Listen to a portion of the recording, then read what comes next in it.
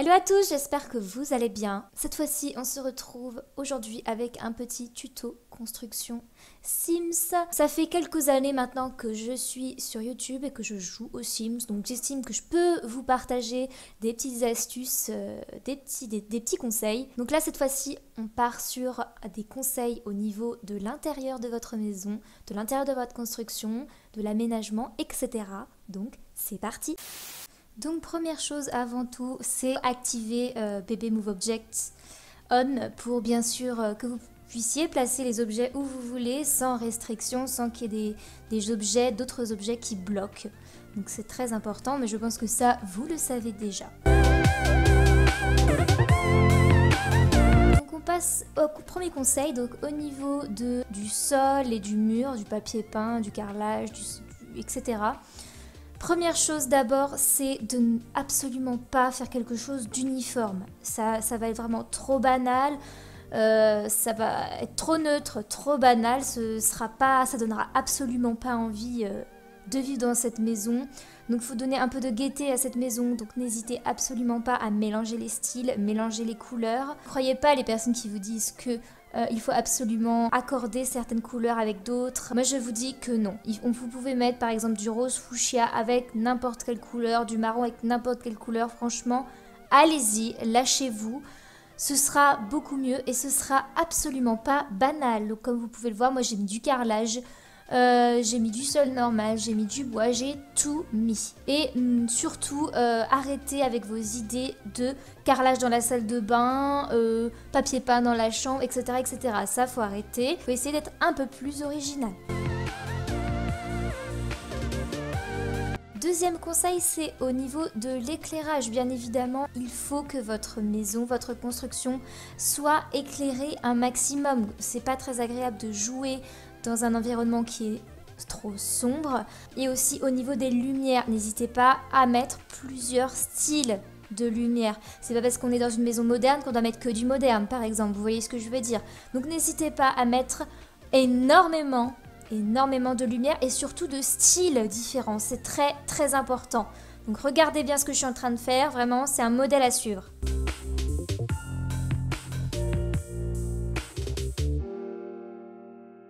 Au niveau des meubles, de la déco, même chose, mélangez tous les styles. C'est hyper important.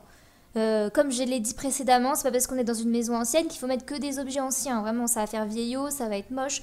Donc non, n'hésitez pas à mélanger tous les styles. Et ça va rendre vraiment quelque chose de vraiment top, d'original, de magnifique. Tout le monde voudra télécharger votre construction dans la galerie, ça c'est clair. Et bien entendu aussi, je ne l'ai pas précisé, mais il faut arrêter de penser que certains objets ne vont que dans une pièce prédéfinie. Arrêtez de mettre vos objets dans des pièces prédéfinies. Par exemple, les toilettes, la baignoire dans la salle de bain, que dans la salle de bain, non. Vous pouvez mettre ces objets ailleurs. Et il faut mettre ces objets ailleurs. Parce que ce concept de pièces prédéfinies, toilettes obligatoirement dans des toilettes ou dans la salle de bain, c'est terminé tout ça. Donc voilà, faites comme moi j'ai fait par exemple. Moi j'ai mis par exemple mon chiotte en or dans la salle à manger, devant la télé. C'est d'ailleurs beaucoup plus pratique pour vos Sims, et même d'ailleurs pour nous, hein, je sais pas pourquoi chez nous ça n'existe pas. Donc franchement, pensez pratique. Même la douche, moi j'ai mis une baignoire, vous verrez, à côté de la cuisine.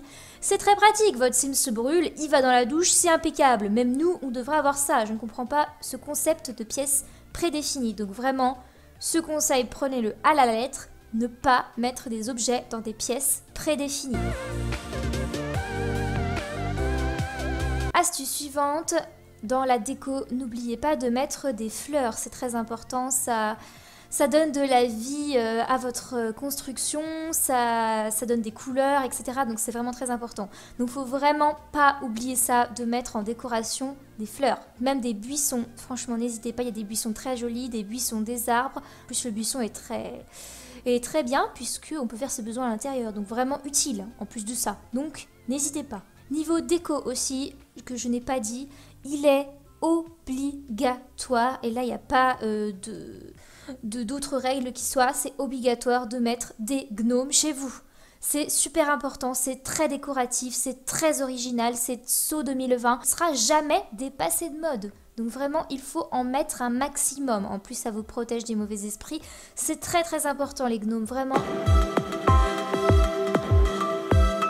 Avant-dernière chose, beaucoup de tutos vous montrent comment placer des objets sur des meubles, donc en faisant les touches spéciales pour monter les objets. Pas du tout esthétique de placer des objets sur des meubles. Le mieux c'est de les laisser volants. C'est beaucoup plus sympa, beaucoup plus esthétique, beaucoup plus original. Donc voilà, donc ce que vous faites comme d'habitude, comme si vous voulez le placer sur un meuble, mais surtout, mettez-le plus haut pour bien qu'on le voit, comme ça votre Sims le voit, nous on le voit aussi, et c'est beaucoup plus décoratif que mettre sur un simple meuble. Dernière astuce avant la fin de ce tuto, je vous montre une astuce, donc un conseil pour créer vos propres têtes de lit. Donc voici ma tête de lit, donc avec une grande poubelle et 2 barbecues qui est vraiment très esthétique, très original, que l'on n'a jamais vu ailleurs et qui est beaucoup mieux que ce que l'on peut voir sur certaines vidéos. Quand vous avez fait tout ça, il n'y a aucune raison qu'on ne télécharge pas votre maison sur la galerie parce que très sincèrement c'est original, c'est So 2020, voilà, c'est pas du tout vieillot, encombrant. Là vous avez tout pour plaire. Donc j'espère vraiment que ce tuto va vous aider, il n'y a pas de raison.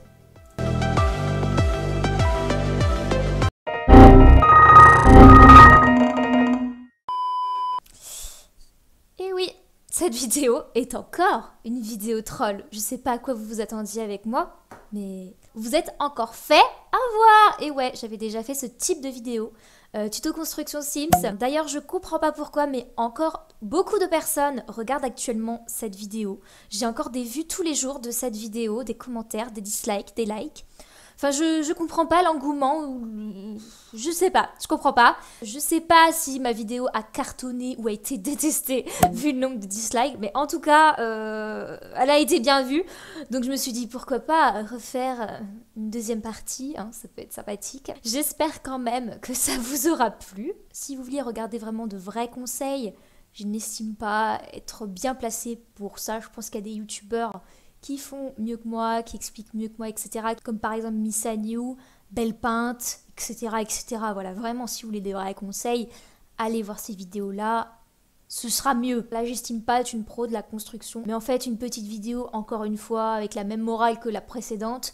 Comme quoi, si vous n'êtes pas une pro de la construction, c'est pas grave. Le principal, c'est de s'éclater sur le jeu, de pas se focaliser sur les constructions des autres et se dire qu'on est nul, on s'en fout. On est là pour s'éclater, peu importe. Bref, j'espère quand même que ça vous aura plu. Et moi, je vous dis à bientôt pour une prochaine vidéo.